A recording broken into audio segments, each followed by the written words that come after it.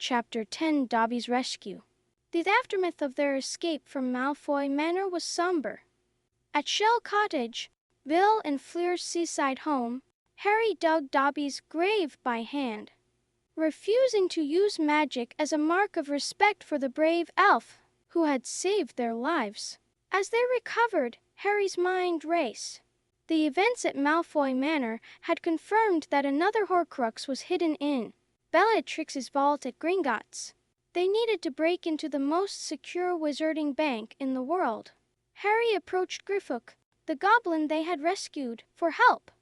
Griffook agreed, but at a price. He wanted the sword of Gryffindor in return. Reluctantly, Harry agreed, though he intended to delay handing it over until they had destroyed all the Horcruxes. Meanwhile, Harry questioned Ollivander about the Elder Wand. The Wandmaker's revelations confirmed Harry's suspicions. Voldemort was hunting the legendary wand, believing it would make him invincible. As they planned the Gringots Breakin, tension mounted. Hermione would disguise herself as Bellatrix, using Polyjuice Potion, with Ron transfigured to look different.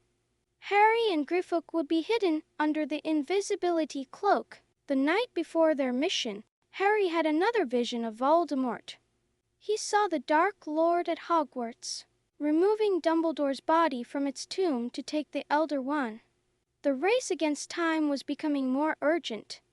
As dawn broke, the group prepared for their most daring and dangerous mission yet. The fate of their quest, and possibly the wizarding world, hung in the balance as they apparated to Diagon Alley, ready to attempt the impossible robbing Gringotts. Chapter 11 The Gringots Breakin. Under the early morning mist, Harry, Ron, Hermione, and Griffook made their way through a nearly deserted Diagon Alley. Hermione, disguised as Bellatrix Lestrange, led the group into Gringotts, her steps faltering only slightly under the watchful eyes of the guards. Inside, they faced their first challenge. The Goblin Teller was suspicious of Bellatrix and demanded her wand as proof of identity.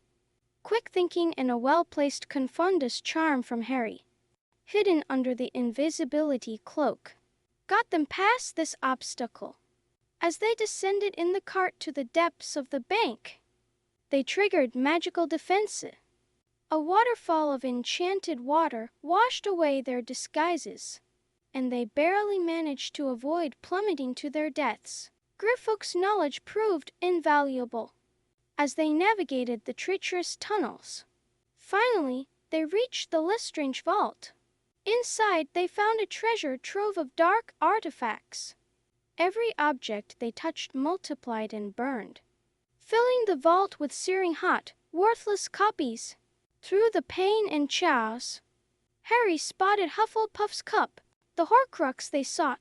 Just as Harry grabbed the cup, Griffook betrayed them, snatching the sword of Gryffindor and alerting the guards. Surrounded and with seemingly no way out, Hermione made a desperate decision.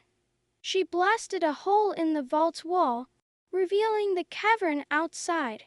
In a moment of mad inspiration, Harry released the half-blind dragon that had been guarding the vaults. The trio clambered onto its back as it crashed through the bank's defenses, bursting out into the open air above Diagon Alley. As they soared away on the dragon's back, exhilaration mixed with fear. They had succeeded in their impossible haste, but at great cost. They had lost the sword, their only means of destroying Horcruxes, and their break-in would surely alert Voldemort to their mission. High above London, clinging to the dragon's scales, Harry knew their next move would be crucial.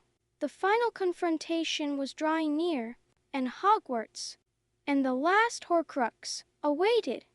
Chapter 12 The Battle of Hogwarts begins. As the dragon soared over the countryside, Harry's scar burned with searing pain. Through his connection with Voldemort, he saw the Dark Lord's fury at the Gringots Breakin, and his realization that they were hunting Horcruxes Harry knew they had to act fast. They landed near Hogsmeade, immediately triggering caterwauling charms. Aberforth Dumbledore, the barman of the Hog's Head, rescued them from Death Eaters and provided a secret passage into Hogwarts through a portrait of Ariana Dumbledore.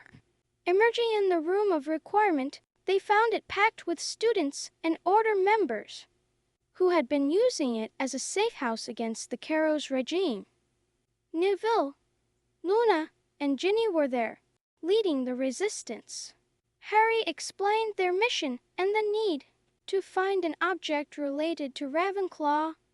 Luna suggested the lost diadem, and Harry set off to the Ravenclaw common room for clues, accompanied by Luna. Meanwhile, McGonagall and the other teachers began fortifying the castle. Preparing for the inevitable attack, Voldemort's voice echoed through the grounds, demanding Harry's surrender. As chaos erupted, Ron and Hermione disappeared to the Chamber of Secrets to destroy the Hufflepuff Cup Horcrux with a basilisk fang. Harry, after a confrontation with Electu Carrow in the Ravenclaw Tower, raced to find the diadem.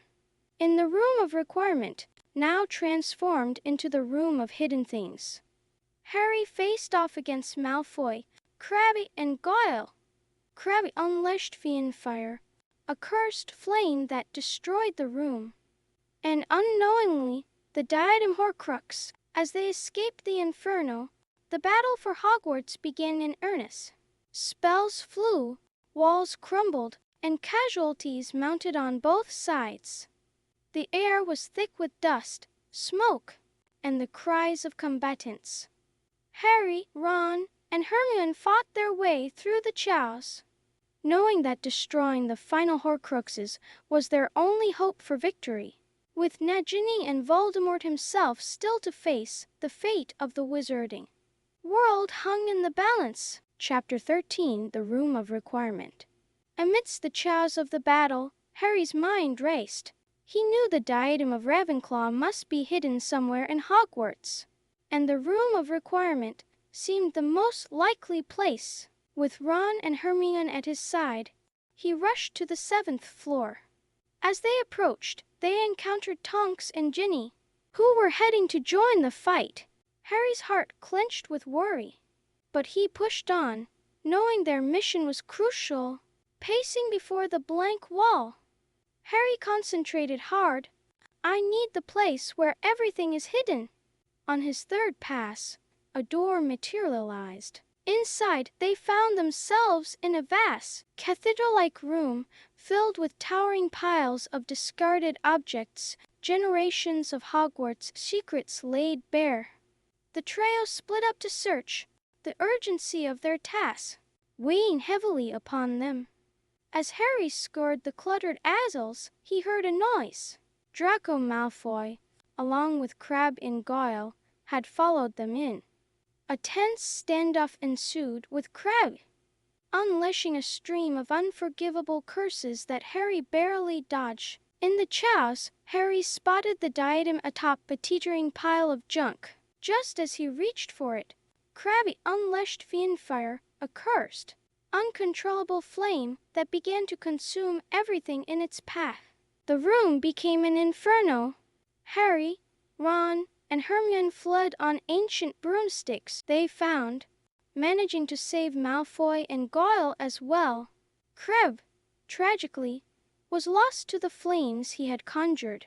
As they escaped, Harry clutched the diadem, which had been destroyed by the Fiendfire. Another Horcrux was gone, but at a terrible cost. Breathless and soot-stained, they emerged into a corridor racked by battle. The fight for Hogwarts raged on, and they knew their task was far from over. Nagini, Voldemort's snake, and the final Horcrux still remained. With renewed determination, they plunged back into the fray, the fate of the wizarding world hanging in the balance. Chapter 14, The Prince's Tale. Amidst the chaos of the battle, Harry received a message from Voldemort. The Dark Lord offered an hour's respite. challenging Harry to meet him in the Forbidden Forest. As the fighting paused, the full weight of loss became apparent. Fred Weasley, Remus Lupin, and Nymphadora Tonks were among the fallen. Overwhelmed with grief and guilt, Harry made his way to the headmaster's office. There, he used Dumbledore's pensieve to view the memories Snape had given him in his dying moments. The memories unfolded, revealing a story Harry had never imagined. Young Snape's friendship with Lily Evans, Harry's mother, their sorting into different houses at Hogwarts, Snape's fascination with the dark arts and his fall into Voldemort's ranks, his desperate attempt to save Lily's life by turning spy for Dumbledore, his promise to protect Harry, driven by his enduring love for Lily, Dumbledore's plan, revealing that Harry himself was an unintended Horcrux. The final memory showed Dumbledore instructing Snape to tell Harry the truth. When Voldemort feared for Nagini's life, Harry must die at Voldemort's hand to destroy the Horcrux within him. Stunned by these revelations, Harry realized the full extent of Snape's bravery and Dumbledore's long-term strategy. He now understood that his death was necessary for Voldemort's ultimate defeat. With this newfound knowledge, Harry prepared himself for what he now knew to be a sacrificial journey into the Forbidden Forest. The fate of the wizarding world rested on his willingness to embrace death.